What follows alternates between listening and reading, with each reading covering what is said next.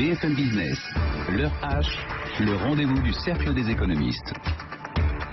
Et le rendez-vous ce soir est donc avec Jean-Hervé Lorenzi, président du Cercle des économistes, et Hippolyte Dalby, qui est membre du Cercle des économistes et professeur à Paris 1, avec aussi Emmanuel Le Chiffre qui est avec nous.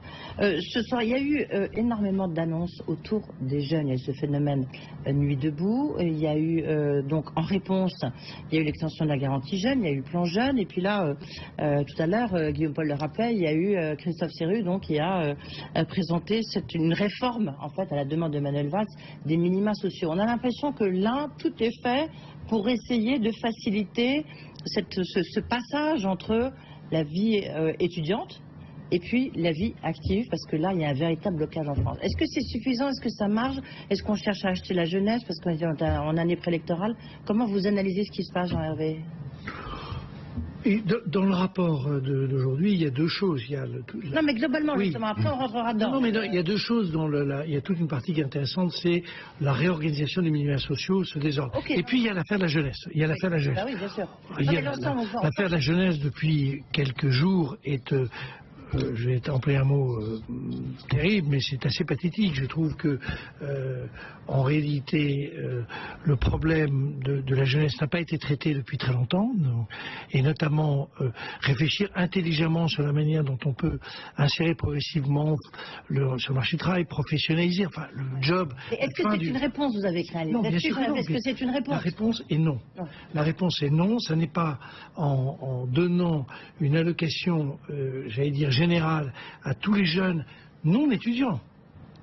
Oui. C'est-à-dire en se contentant de dire on va attendre, désormais ils vont pouvoir attendre tout le temps, puisqu'en réalité chacun sait que c'est cette partie-là de la jeunesse qui a des grosses difficultés d'intégration, au lieu de se dire le même argent devrait être consacré à multiplier par 10, 20, 100 le nombre d'écoles de la seconde chance, remettre les gens en capacité de maîtriser le langage de base. Enfin, je veux dire, c'est enfantin. Donc, mauvais aiguillage, ça ne sert à rien. Hippolyte Dalby, est-ce que vous partagez ce sentiment? Vous avez l'air de pas tout à fait être d'accord avec Jean-Hervé Lorenzi. Si, je suis assez d'accord, mais pour répondre à votre question, vous voyez, le rapport, il existe depuis 2013. Donc si ça avait été la priorité du gouvernement, il aurait été mis en place depuis longtemps. Maintenant, même le rapporteur, le député Siru, il dit que, de toute façon, ces mesures ne seront pas mises en place au 1er janvier 2017. Donc je ne sais pas très bien quand est-ce qu'on va les mettre, mais c'est pas après l'éventuel changement de... Oui, alors il y a des bourses, enfin il y a différentes mesures, et puis l'extension de la garantie jeune, ça c'est pour aider justement financièrement. Après, c'est bien de réfléchir à différentes mesures. Bon, celle-là, c'est sur le fond, finalement, il y a une simplification. Tout le monde veut la simplification, hein, bien sûr. Maintenant, vous voyez, il y a l'allocation handicapée ou l'allocation qu'on donne aux demandeurs d'asile. Je dirais, est-ce qu'il y a vraiment une raison de le fusionner avec le RSA? Je ne sais pas. Bon. Mais en même temps, on a vu là, c'est une forme de RSA social. Je ne sais pas si vous avez entendu tout à l'heure cette réaction que rappelait Guillaume, la réaction de Martine Aubry qui dit qu'elle n'est pas favorable à ce que soit versé au moins de 25 ans, justement, cette forme de RSA social, en disant il faut mieux leur donner un boulot plutôt qu'une allocation. Non, mais clairement, en plus il y a un coût, vous voyez, selon le député ce serait 3,5 milliards, à la presse figurent aussi d'autres chiffres qui pourraient être de 4 milliards, 6 milliards 5, je crois, vous voyez, c'est des montants qui sont considérables. Il faut bien voir que le budget de l'éducation supérieure c'est 13 milliards, ouais. Donc à faire, s'il faut faire quelque chose en effet pour leur donner un boulot, il faut plutôt relancer l'éducation supérieure, les universités, pour que les gens apprennent justement et une formation qui soit compatible avec le monde dans lequel on vit, plutôt que donner dès le départ des allocations, bien sûr. Emmanuel Le Chiffre, pour vous, ce serait une solution? C'est un début de solution peut-être pour aider, parce que le chômage des jeunes, on a vu le président de la République qui s'est un peu emmêlé les pinceaux, si je puis me permettre, sur le niveau de chômage. C'est une réponse, un début de réponse, ça sert Contre ce qui est promis aux jeunes de la semaine dernière et aujourd'hui, on ne traite pas les mêmes populations de jeunes, puisque là on parlait par exemple des jeunes qui avaient fait des études. Et effectivement, est-ce qu'il était vraiment utile de renforcer ces primes pour les jeunes qui font déjà des études? Non, parce qu'encore une fois, le chômage en France, mais Jean-Hervé l'a dit, c'est un chômage de non qualifiés.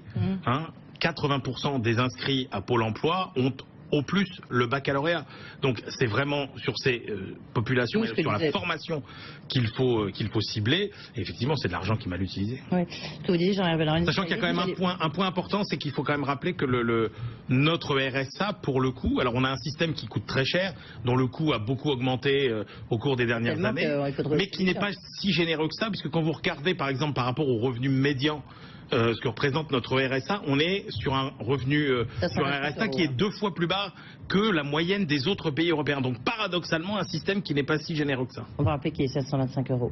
Jean-Hervé ? Non, je veux dire, d'abord, Emmanuel a raison de rappeler qu'il y a des pauvres.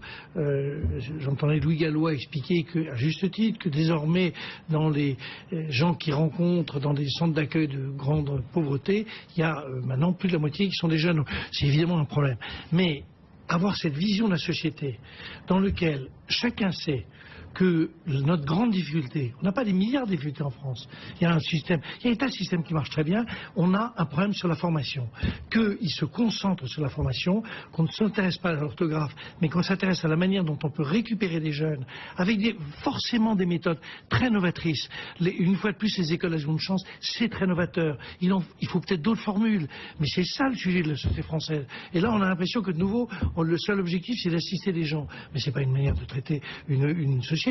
Je veux dire, le travail est au cœur, au fond, du fonctionnement de nos sociétés, et au lieu de le traiter comme ça, la capacité de rentrer sur le marché du travail, on commence à dire, de toute façon, ils n'ont aucune chance d'avoir un job, donc on va les assister. C'est un aveu d'échec qui est terrifiant. Hippolyte Delby, est-ce que, d'abord, vous êtes d'accord, j'imagine, avec ça? Moi, je voudrais essayer de comprendre les sources de cet échec. Est-ce que c'est l'absence de formation? Mais pourquoi cette absence de formation? Qu'est-ce qui a fait? Où est-ce que ça a dérapé? Notre système a dérapé. Alors, ce que montrent les études, c'est que si on met le paquet au tout début, vous voyez, vraiment sur la petite enfance, c'est là qu'on a le meilleur impact pour empêcher les jeunes de décrocher. En effet, on n'est pas sur une question de formation universitaire. C'est des gens qui arriveraient à 16 ans, à 18 ans avec un niveau de compétence qui est tellement faible que forcément ils décrochent. Maintenant, qu'est-ce qu'on fait de ces gens-là? Et je pense que c'est pour ça que la discussion justement sur ces minima sociaux est intéressante, parce que je veux dire, celui qui a été mal formé, etc., qui est complètement désinséré, on peut lui dire que maintenant il faudrait mettre l'argent, vous voyez, dans la petite enfance. Je veux dire, d'une certaine manière, lui il s'en fiche. Donc, et il faut bien réfléchir à comment est-ce que la société s'occupe de cette personne-là.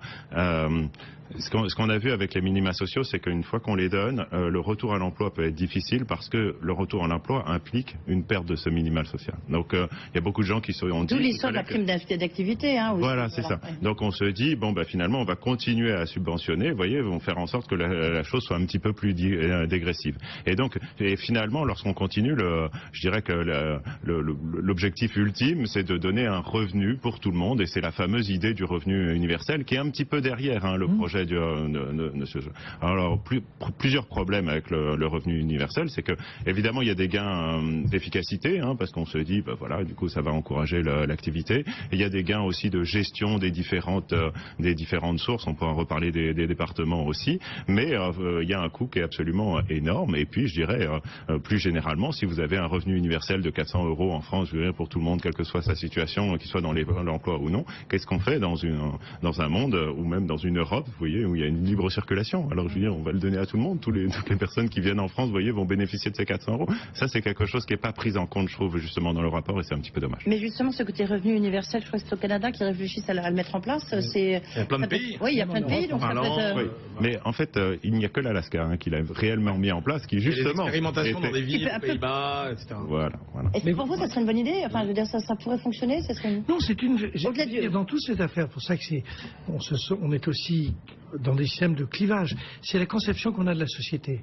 Moi, j'ai entendu beaucoup de discours sur le revenu universel, très intéressants d'ailleurs, défendus d'ailleurs par les gens de droite et de gauche. C'est assez rare quand même pour être souligné. Oui, c'est très intéressant. Non, c'est très intéressant. C'est une vision dans laquelle la meilleure défense est de se dire, en réalité, ça permet à un individu, s'il souhaite à un moment décrocher, s'il souhaite prendre une année complètement de distanciation par rapport aux activités, ça lui donne cette liberté-là. Au fond, c'est une vision très libertaire et au fond qui se défend très très bien. C'est pas la mienne, je veux dire, c'est pas pour ça que c'est pas une mauvaise idée.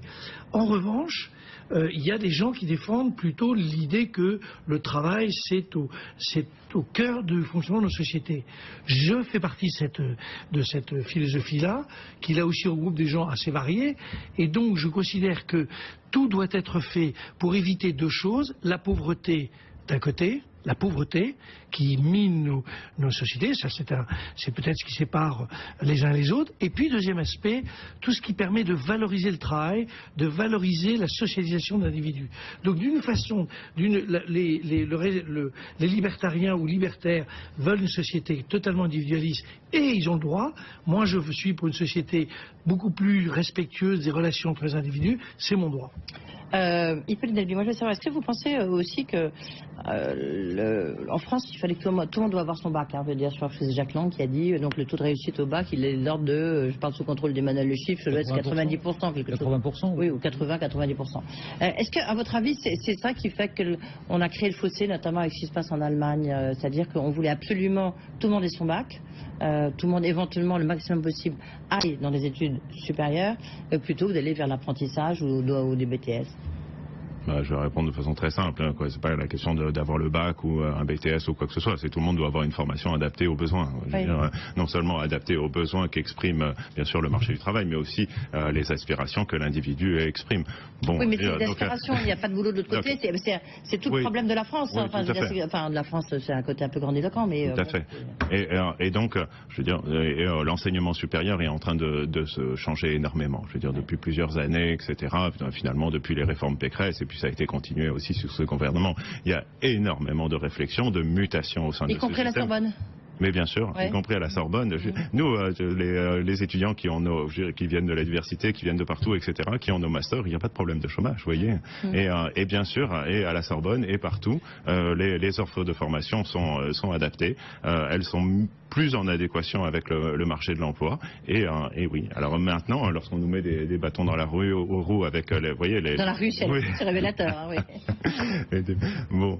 Donc les bâtons dans les roues, elles viennent aussi, vous voyez, de l'attitude parfois même du ministère de tutelle, hein, par rapport à la sélection en master. Quoi, il y a deux problèmes de nature assez différentes. Le premier, c'est pour les gens qui suivent des formations.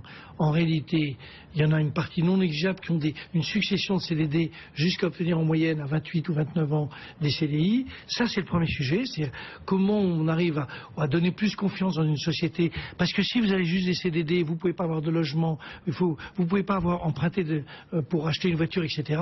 Et puis, deuxième sujet, les 150 000 ou 200 000 gamins qui, chaque année, sont quand même totalement exclus du dispositif, comment on les remet dans le dispositif. Oui, c'est deux sujets différents. D'accord, Jean-Hervé, mais quand je vous écoute, vous avez un côté policier. Vous avez publié un livre qui s'appelle France, le désarroi, c'est fort comme mot, d'une jeunesse. Donc vraiment, on est dans le désarroi.